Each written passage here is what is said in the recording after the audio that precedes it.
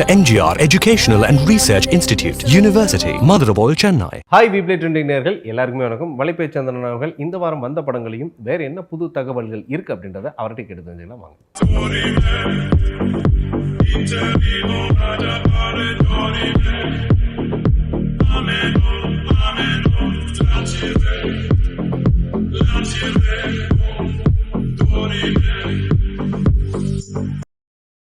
Sir வணக்கம் sir. வணக்கம். இந்த வாரம் ஒரு தமிழ் படங்களை வந்து மையப்படுத்தி இல்லாமல் கிங்டம் அப்படின்ற ஒரு படத்தை வந்து ரொம்ப இன்னைக்கு ரசிகர்கள் எல்லாமே, ஏன்னா அவருக்கு விஜய் தேவரகொண்டாவுக்கு செம ஃபேன்ஸ் இருக்காங்க. பட் இப்போ தமிழில் வந்து அந்த ஆடியன்ஸ் எவ்வளோ தூரம் இருக்காங்க? இன்னும் வந்த படங்களில் எந்த படம் உங்களுக்கு ரொம்ப பிடிச்சிருந்தது? வந்த படங்களில் ஹவுஸ்மேட்ஸ்னு ஒரு படம் பார்த்தேன். ரொம்ப சிறப்பான படம் அது. இதுவரைக்கும் தமிழ் சினிமாவில் வராத ஒரு கதை. ரொம்ப ஆச்சரியமாக இருந்துச்சு. இப்படி ஒரு கோணத்தில் இதை யோசிக்க முடியுமாங்கிற அளவுக்கு இருந்துச்சு. அது வந்து ஹாரர் படமா, சயின்ஸ் ஃபிக்ஷனா, அல்லது வந்து அது என்ன மாதிரி படம்னே நீங்கள் ஒரு முடிவுக்கு வர முடியாத அளவுக்கு எல்லாமான ஒரு படமாக அதை எடுத்திருக்காங்க. நிஜமாக ரொம்ப ஒரு அசாத்தியமான துணிச்சல்னு சொல்கிறதா ஒரு அசாத்தியமான திறமை அந்த டைரக்டர்கிட்ட இருக்குது. இல்லைன்னா வந்து இவ்வளோ அழகாக அந்த படத்தை கொண்டு போக முடியாது. ஃபஸ்ட்டு ஒரு 20 நிமிஷம் தெரியாமல் இந்த படத்துக்கு வந்துட்டோமோ அப்படிங்கிற மாதிரி இருந்துச்சு. அதுக்கப்புறம் ஒரு பாயிண்டில் படத்தை பிடிக்கிறாங்க. மலன்னு அவ்வளோ விறுவிறுப்பான ஒரு படமாக அது இருந்துச்சு. நிஜமாகவே ஒரு வித்தியாசமான படம். நான் இப்போ அதை கண்டென்ட் என்னன்னு சொன்னோம்னா அந்த ஆர்வம் போயிடும். கட்டாயமாக எல்லாரும் போய் பார்க்க வேண்டிய படம். சூப்பர், போய் பார்க்க சொல்லுவோம். Okay, super sir.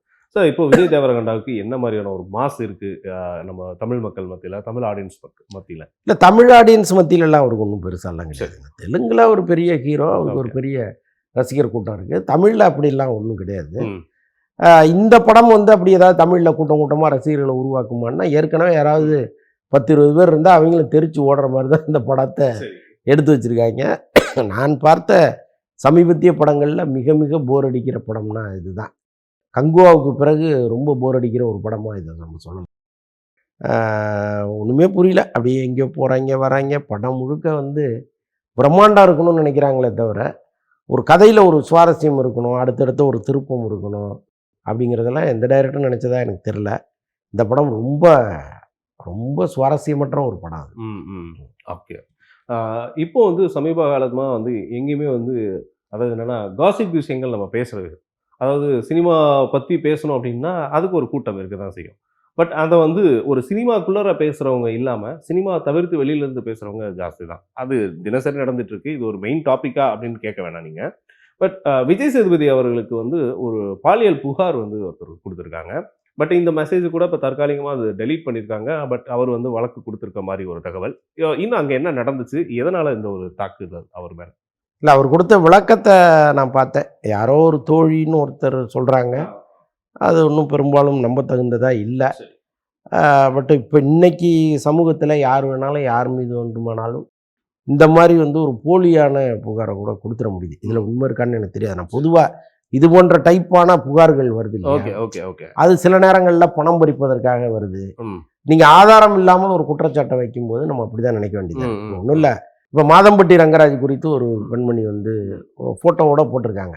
அவங்க இன்ஸ்டாகிராமில் போய் பார்த்தாங்கன்னா மாதம்பட்டியும் அவங்களும் இருக்கிற ஏராளமான ஸ்டில்கள் இருக்குது. அவங்க ஒரு குற்றச்சாட்டு வைக்கிறதுல ஒரு நியாயம் இருக்குது. என்ன அவர் ஏமாற்றிட்டாரு அப்படி ஏதோ ஒன்று ஒரு படத்தை எனக்கும் அவருக்கும் திருமணம் நடந்துச்சு, வயிற்றில் குழந்தைய சுமக்கிறேன்னு அவங்க சொன்னால் நம்ம நம்ப முடியுது. பட் விஜய் சேதுபதி மீதான அந்த புகார் வந்து நம்ப முடியுதுன்னா இல்லை. ஏன்னா அதற்கான எந்த ஆதாரத்தையும் அவங்க வெளியிடலை. யாரோ ஒருவருடைய தோழி தன் தோழியை பற்றி சொல்கிறாங்க, விஜய் சேதுபதி இப்படி மிஸ்யூஸ் பண்ணிட்டாரு அப்படின்ட்டு. ஸோ அதனால் அது எந்த அளவுக்கு சரி தப்புங்கிற இடத்துக்கு நம்மளால் போக முடியாது. அதே நேரத்தில் சினிமாவில் இது போன்ற விஷயங்கள் ரொம்ப சகஜமாக இருக்குது.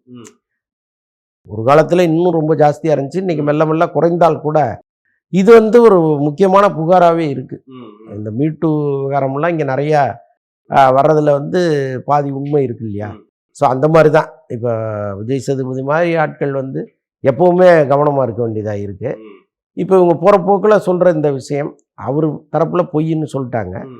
பட் இவங்க இல்லை நான் சொன்னது உண்மைதான் அப்படின்னா அவங்க நிரூபிக்க வேண்டிய கட்டாயம் அவங்களுக்கு இருக்குது. ஏதோ ஒரு எவிடன்ஸை வெளியிட்டு இதை பாருங்க அப்படின்னா நம்ம அதை பற்றி பேசலாம். இல்லைன்னா அதை பற்றி பேசுறது இல்லை. ஓகே ஓகே, நீங்கள் சொல்கிற மாதிரி இது பணம் பறிக்கும் கும்பல் வந்து அங்கங்கே இருக்கு. முக்கியமாக சினிமாவில் நிறைய இருக்குது. ஓகே. ஸோ இந்த விஷயத்தில் அவர் வந்து எப்படி ப்ரூவ் பண்ணுறாருன்றதை நம்ம அடுத்த வாரத்தில் கண்டிப்பாக விரிவாக பேசிடலாம். பார்ப்போம். அண்ட் அதுக்கப்புறம் வந்துட்டு சார், இப்போ இந்த கூலி படத்தில் பெரிய அப்டேட்டுக்கான விஷயங்கள், இந்த படத்துக்கான பெரிய எதிர்பார்ப்பு, அது இல்லாமல் ரொம்ப கிராண்டாக அதோடைய ஆடியோ லான்ச் நடந்திருக்கு. பட் இதை பற்றி சொல்லுங்கள். ஆக்சுவலாக வந்து எப்போவுமே சன் பிக்சர்ஸ் ஒரு படம் பண்ணுறாங்க, அது விஜய் ரஜினி மாதிரி பெரிய மாஸ் ஹீரோக்களை வச்சு பண்ணுறாங்கன்னா அதோடைய ப்ரீ ரிலீஸ் ஈவெண்ட்டே வேறு மாதிரி இருக்கும். நம்ம பல முறை பார்த்துருக்கோம். முக்கியமாக நேரு ஸ்டேடியத்தில் நடக்கும், ரொம்ப ரொம்ப கிராண்டியராக நடக்கும். இந்த முறை நேரு ஸ்டேடியத்திலே இண்டோர் ஸ்டேடியம் இல்லாமல் ஒரு கேலரியில் ஒரு மிகப்பெரிய ஸ்டேடியத்தை பிடிச்சி நடத்துகிறாங்க. நிறைய கூட்டம், ரசிகர்கள் அப்படின்னு சொல்லிட்டு ஒரே அமக்களமாக இருந்திருக்கு. அதான் சொல்கிறேனே, ரஜினியினுடைய ஸ்பீச் தான் எப்போவுமே ஓகே ஹைலைட்டாக இருக்கும். இந்த முறையும் அதுதான். நிச்சயமா சார், இப்போ ரொம்ப சுவாரஸ்யமாக வந்து ரஜினி சார் பேசுவார் அப்படின்ற ஒரு விஷயம்லாம் இருக்குது. பட் இதில் வந்து நிறைய பிரபலங்கள் வந்து கலந்துக்கிட்டாங்க அப்படின்றது ஒன்று. பட் இதை விட ரொம்ப சுவாரஸ்யமாக இன்னொரு விஷயம் நான் சொல்ல போகிறேன். அதாவது வந்து கோபிநாத் அவர்களும், அதாவது தொகுப்பாளர் கோபிநாத் அவர்களும், அதோடைய இயக்குனர் லோகேஷ் கனகராஜ், ஸோ இவரோட சமீபத்திய இன்டர்வியூ வந்து பெரிய அளவில் எல்லாரும் பேசிக்கிட்டாங்க. பட் நிறைய விஷயங்களுக்கு கலந்து எப்படி இவ்வளோ மாதிரி வார்த்தைகள்லாம் வந்து இவர்கிட்ட இருந்து வருமா அப்படின்ற மாதிரியான எதிர்பார்ப்புகள்லாம் இருந்தது. ஸோ அந்த இன்டர்வியூ பற்றி என்ன நினைக்கிறீங்க? ஆக்சுவலாக வந்து இந்த படம் கூலி ரிலீஸுக்கு இன்னும் இருக்குது டைம். கிட்டத்தட்ட ஆகஸ்ட் 14 தான் இந்த படம் ரிலீஸுங்கும்போது ஒரு வாரம் 2 வாரம் இருக்குது. இவ்வளவு ஏர்லியராக ஒரு இன்டர்வியூவை கொடுக்க வேண்டாம்னு தான் ஒரு ஆரம்பத்தில் நினச்சிருக்காரு. ஏன்னா அந்த ரிலீஸ் நெருக்கத்தில் கொடுத்தோம்னா அந்த இன்டர்வியூஸ் வர்றதுக்கும் ரசிகர்கள் வந்து அதை பார்த்துட்டு தியேட்டருக்கு வர்றதுக்கும் கரெக்டாக இருக்கும். ஏன்னா இதெல்லாம் ரொம்ப முன்னாடியே கொடுக்குற மாதிரி ஒரு ஃபீல் வரும்லாம் முதல்ல நினச்சிருக்காங்க. அதுக்கப்புறம் இப்போ ஸ்டார்ட் பண்ணாதானே அது வந்து நீங்கள் தினம் ஒரு இன்டர்வியூ 2 இன்டர்வியூன்னு கொடுத்தீங்கன்னா கரெக்டாக இருக்கும் அப்படின்னு முடிவு பண்ணி தான் கோபிநாத் கிட்ட ஸ்டார்ட் பண்ணியிருக்காரு. பட் ரொம்ப பிரமாதமான இன்டர்வியூ அது. லட்சக்கணக்கானவர்கள் பார்த்து ரொம்ப அந்த கமெண்ட்ஸ் எல்லாம் படித்தீங்கன்னா அவ்வளோ பாசிட்டிவாக இருக்குது. இன்னும் லோகேஷ் கனகராஜுக்கே இன்னைக்கு ஒரு டைரக்டராக அவர் வந்து அவ்வளவு ரசிக்கிறாங்க மக்கள். இன்னைக்கு தமிழ் சினிமாவில் டாப் இயக்குநர்களில் 1-2 பேரில் லோகேஷ் கனகராஜ் முதலிடத்தில் இருக்கார். அவரை பற்றி ஏதாவது ஒரு தகவல் வந்துச்சுன்னா அதை வந்து ரொம்ப விரும்பி கேட்குற கூட்டம் இங்கே பெருகிருச்சு. அப்போ அவரே ஒரு இன்டர்வியூ கொடுக்கும்போது, அதுவும் கோபிநாத் எடுக்கும்போது அதற்கான வேல்யூங்கிறது வேறு மாதிரி இருக்கு இல்லையா? ஸோ அது ரொம்ப நிறைய பேர் பார்த்துருக்காங்க. அவரும் வந்து லோகேஷ் கனகராஜ் இந்த முறை வதவதன்னு ஒரு 50 சேனலுக்கோ 25 சேனலுக்கோ கொடுக்காம ரொம்ப செலக்டிவாக ஒரு 5-6 பேருக்கு தான் கொடுத்துருக்கிறாரு. அதில் வலைபேச்சு பிஸ்மிக்கும் கொடுத்துருக்காரு. சிறப்பு சிறப்பு. ஸோ அந்த இன்டர்வியூ விரைவில் வரப்போகுது. ரொம்ப 2.5 மணி நேரம் எடுத்த இன்டர்வியூ வந்து ரொம்ப சுவாரஸ்யமாக நிறைய கேள்விகளை முன் வச்சிருக்காரு. வேறு எந்த தொகுப்பாளரும் வைக்காத கேள்விகள்லாம் அதில் முன் வச்சிருக்காரு. ரசிகர்கள் வந்து அதையும் பார்த்துட்டு ஒரு கருத்தை சொல்லட்டுமே. கண்டிப்பாக கண்டிப்பாக. அதனால் ஆமாம், அதனால் இந்த முறை லோகேஷ் கனகராஜ் ரொம்ப சொற்பமான யூடியூப் சேனல்கிட்ட பேசினா கூட நிறைய விஷயங்களை பேசியிருக்காரு. கண்டிப்பாக கண்டிப்பாக கண்டிப்பாக. ஸோ நாங்களும் வீப்ளே ரசிகர்கள் எல்லாருமே காத்துட்ருக்கோம் அந்த இன்டர்வியூக்காக.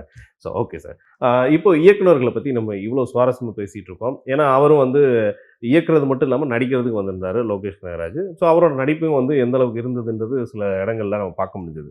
பட் இப்போ வந்துட்டு அந்த டூரிஸ்ட் ஃபேமிலி இன்னைக்கு வரையும் அந்த படத்தை பற்றி பேசிகிட்டே இருக்கலாம். ஏன்னா அந்த மாதிரியான ஒரு சிறப்பான ஒரு கண்டென்ட் கொடுத்த இயக்குனர். ஸோ பட் அந்த ஜீவிந்த் அப்படின்ற ஒரு இயக்குனர் இப்போ நடிகர் அப்படின்ற ஒரு அவதாரம் வந்து இது உண்மையா? இவருக்கு ஏன் இந்த மாதிரி ஒரு வேலை இல்லையா? அந்த படத்துலேயே அவர் ஒரு நல்ல கேரக்டர் பண்ணியிருப்பாரு. அந்த படத்துலேயே அவருக்கு வந்து ரொம்ப எல்லாரும் விரும்புகிற அளவுக்கு ஒரு கேரக்டர் பண்ணியிருப்பார். அம்மாவை இழந்து அப்படி ஒரு கேரக்டர் பண்ணியிருப்பார். ரொம்ப நேச்சுரலாக அழகாக பண்ணியிருப்பார். நான் அது பார்க்கும்போது இவரே ஹீரோவை நடிக்கலாமே, இவ்வளோ நல்லா இருக்காருன்னு நான் நினச்சிட்டே பார்த்தேன் அந்த கேரக்டரை. நம்ம நினைத்ததை அவர் நிறைவேற்றிருக்கிறாருன்னு வச்சுக்கிங்களேன். அவன் இன்னொன்று வந்து இப்போ எல்லாருமே ஓரளவுக்கு இப்போ உங்களை மாதிரி இருக்கிறவங்கள்ட்ட பேசும்போது ஏன் நீங்கள் நடிக்க போகலாமே அப்படின்லாம் நம்ம கேட்போம் இல்லையா? உங்கள்கிட்டயே நான் கேட்டிருக்கேன், நீங்கள் கூட ஏற்கனவே ஒரு படம் நடித்ததெல்லாம் சொன்னீங்க. ஸோ அந்த மாதிரி இப்போ அவ்வளோ பெரிய ஹிட்டு கொடுத்த ஒரு டைரக்டர்கிட்ட போய் பேசும்பொழுது அவர் என்ன சொல்லுவாருன்னா, சார் நடிச்சிருவான் அப்படிம்பாரு. ஸோ அப்படி தான் இது நடந்திருக்குன்னு நான் நினைக்கிறேன். இன்னொன்று ஒரு 100 கோடிக்கு மேலே கலெக்ட் பண்ண ஒரு படத்தை கொடுத்த இயக்குனர் நடிக்க வராருங்கும்போது ஆட்டோமேட்டிக்காகவே அதுக்கு ஒரு அட்டென்ஷன் கிரியேட் ஆகும். ஸோ அதனால் நல்வரவு தான் அது. Okay okay okay. ஸோ இந்த மாதிரியான ஒரு இது வரும்பொழுது அது ஒரு உதவி இயக்குனருக்கு ஒரு வாய்ப்பு கொடுத்த மாதிரி ஒரு சூழல் அங்கே பார்க்கப்படுது. அதான் இப்போ என்னென்னா, இப்போ தன்னிடம் பணியாற்றுகிற உதவி இயக்குனர்களை அவங்க நல்லா புரிஞ்சு வச்சுருப்பாங்க. இப்போ முருகதாஸ் ஆகட்டும், சங்கர் ஆகட்டும், எல்லாருமே வந்து 10-20 அசிஸ்டன்ட் டைரக்டர் வச்சுருந்தா அதில் ஒருத்தர் மேலே ஒரு மரியாதை வச்சுருப்பாங்க எப்போவுமே. ஸோ அவங்கள வந்து கூட சேர்த்துட்டு ட்ராவல் பண்ணுவாங்க. ஸோ அந்த மாதிரி நடந்தது தான் அவருடைய உதவி இயக்குனர் வச்ச ஒரு படம் பண்ணுறாங்க. Okay, okay. அப்புறம் வந்துட்டு சிவகார்த்திகேயன் அவருடைய மதராசி. இப்போ அதாவது அவருடைய அடுத்தடுத்த அப்டேட்டுக்கு ஒரு புது இயக்குனரா இருக்கும். இல்லன்னா அந்த இயக்குனர் வந்து ரொம்ப ஃபேமஸா பேசப்படக்கூடிய ஒரு ஆளா இருக்கும். புதுமுகமா இருந்தாலே. பட் இதுல வந்துட்டு ஏஆர் முருகதாஸ் அவர்கள் வழக்கம் போல ஒரு மியூசிக் டைரக்டர் பார்க்கறது, அனிருத் ஸ்டுடியோக்கு போனாலே அங்க இப்படித்தான் நடக்கும் அப்படின்ற ஒரு ப்ரோமோ வந்து எப்பவும் கிரியேட் பண்ணுவாங்க. இதுல வந்து ஏஆர் முருகதாஸும் அவர்களும் சேர்ந்திருக்காங்க. ஸோ எல்லாரும் லுங்கியோட போயிருக்காங்க.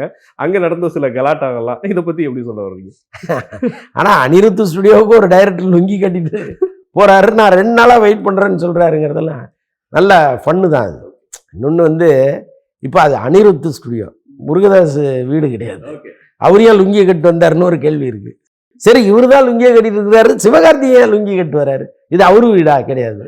இந்த மாதிரி ஒரு அடிப்படை கேள்விகள்லாம் இருந்தால் கூட அவங்க சேர்ந்து அந்த ஃபன் பண்ணுறதை நம்ம ரொம்ப ரசிக்க முடிஞ்சுது. இன்னொன்று அதை ஒரு ஃபார்முலாவாகவே வச்சுருக்காங்க. ஒரு சிங்கிள் வெளியிடுவதற்கு முன்னால் அனிருத் கான்வர்சேஷன், முருகதாஸ், சிவகார்த்திகேயன், அனிருத் தொடர்பாக ஏதாவது வேற ஒரு நாளைக்கு வேற படம் வருது. இப்போ நெல்சனோட படம் வருதுன்னு வைங்களேன், இதே மாதிரி ஒன்று நடக்கும். ஸோ இந்த மாதிரி அவங்க ஒரு சின்ன கான்செப்ட் ஒன்று உருவாக்கி அதை கொடுக்கும்போது எல்லாருக்குமே ஒரு ஆர்வம் வருது. அடடா இந்த டீம் நல்லா இருக்கேன், நல்லா ஜாலியாக ஜோவியலாக இருக்காங்களே அப்படின்லாம் நமக்கு தோணுது இல்லையா? இப்போ இன்னொன்று வந்து இப்போ இதில் முருகதாஸுங்கிறது கொஞ்சம் மூத்த தலைமுறை, அனிருத்துங்கிறது ரொம்ப இளைய தலைமுறை. அவரும் சரிக்கு செம்ம ஜோக் அடிக்கிறதெல்லாம் இருக்குல்ல, அதெல்லாம் ரொம்ப ஜாலியாக இருந்துச்சு. ஸோ இதுதான் இந்த மனப்பான்மை தான் வேணும் சினிமாவில். வந்து எல்லாரையும் உயிர்ப்போட வச்சுக்கிறதுக்கு அது ஒரு காரணமாக இருக்குது. நான் வந்து எனக்கு இந்த ஏஜ் ஆகுது, நான் இப்படி தான் இருப்பேன், எனக்கு கீழே இருக்கிறவங்க இப்படி தான் இருக்கணும்னு நினச்சிங்கனாலே உங்கள் இது ஃபேட் அவுட் ஆயிடுவீங்க. ஸோ அப்படி இல்லாமல் முருகதாஸும் அவங்களுக்கு சரிக்கு சமமாக இறங்கி வந்ததெல்லாம் ரொம்ப நல்ல விஷயமா இருக்கு. நிச்சயமா. இப்போ அந்த படத்துக்கு பார்த்தீங்கன்னா இவருடைய கதாபாத்திரம் தோற்றம் கூட நெல்சன் அவர்களுடைய அந்த மாதிரியான உருவாக்கம் மாதிரி தான் இருக்கு அப்படின்றதான். அவருடைய ஸ்டைல் வந்து இன்னும் மாற்றலை, அது அப்படியே அந்த பேட்டர்னில் தான் இவரும் கொடுத்துருக்காரு அப்படின்ட்டு. பட் இது வந்து எந்த மாதிரி கதைக்களத்தில் உள்ள சார்ந்திருக்கு? இல்லை, ஆக்சுவலாக மதராசிங்கிறது வந்து உங்களுக்கு டோட்டலாகவே சிவகார்த்திகேயன் ஒரு புதிய படமாக இருக்கும். ஏன்னா இந்த அமரன் படத்துக்கு முன்னாடியே மதராசி கமிட் பண்ணிட்டார் முருகதாஸ். அப்போ அவர் சொன்னது என்னென்னா, இது வரைக்கும் பார்த்த சிவகார்த்திகேயன் இந்த ரசிகர்கள் பார்க்கக்கூடாது, வேறொரு சிவகார்த்திகேயன் நான் காமிக்கிறேன், உன்னுடைய பாடி லாங்குவேஜ்லேருந்து நீ பார்க்குறதுலேருந்து திரும்புறதுலேருந்து டைலாக் டெலிவரிலேருந்து எல்லாமே வேறு மாதிரி இருக்கணும்னு சொல்லி தான் அவர் உள்ளே கொண்டு வந்தது. ஸோ நீங்கள் பார்த்தீங்கன்னாலே சிவகார்த்திகேயன் எவ்வளோ முரட்டாக இருக்கார் பாருங்கள். சிவகார்த்திகேயன் பக்கத்தில் முருகதாஸ் குழந்தை மாதிரி நின்று இருக்காரு, அவ்வளோ முரட்டாயிட்டார் சிவகார்த்திகேயன். எல்லாமே இந்த படத்துக்கான விஷயம். அப்போ இந்த படத்தை பற்றி நம்ம கேள்விப்படும்போது ரொம்ப கமர்ஷியலாக இருக்குதுன்னு சொல்கிறாங்க. ரொம்ப முருகதாஸ் படத்துலேயே ரொம்ப ஒரு கமர்ஷியலான ஒரு படமாக இருக்குது, பெரிய அளவு ஹிட் அடிக்குங்கிற மாதிரிலாம் சொல்கிறாங்க. பட் இது ரிலீஸுக்கு முன்னாடி நம்ம கணிக்க முடியாது. பட் கேட்குற தகவல் எல்லாமே ரொம்ப பாசிட்டிவாக இருக்குது. Okay, okay, super. நான் கூட அவர்கிட்ட பேசினேன், சார் இப்படிலாம் ஒரு பிரச்சனை ஒன்று வருது, என்ன தான் நடந்தது அப்படின்னு கேட்கும்போது அவர் சொல்கிறார், சார் எல்லாமே மிஸ்கம்யூனிகேஷன் ஆகிப்போச்சு. இப்போ நான் பேட்டி கொடுக்கும் பொழுது, இல்லை கைதி 2 நீங்கள் ஃபீமேல் சப்ஜெக்டாக கொடுக்க முடியாது, ஒரு ஃபீமேல் கேரக்டர் வேணால் உள்ளே கொண்டு வரலாம். இப்போ கைதி படத்தில் வந்து பெருசாக ஃபீமேலுக்கெல்லாம் அங்கே வேலை கிடையாது. அந்த படத்தில் ஒரு குழந்தை இருக்கும், அவ்வளோதான், அப்படியே போகும்.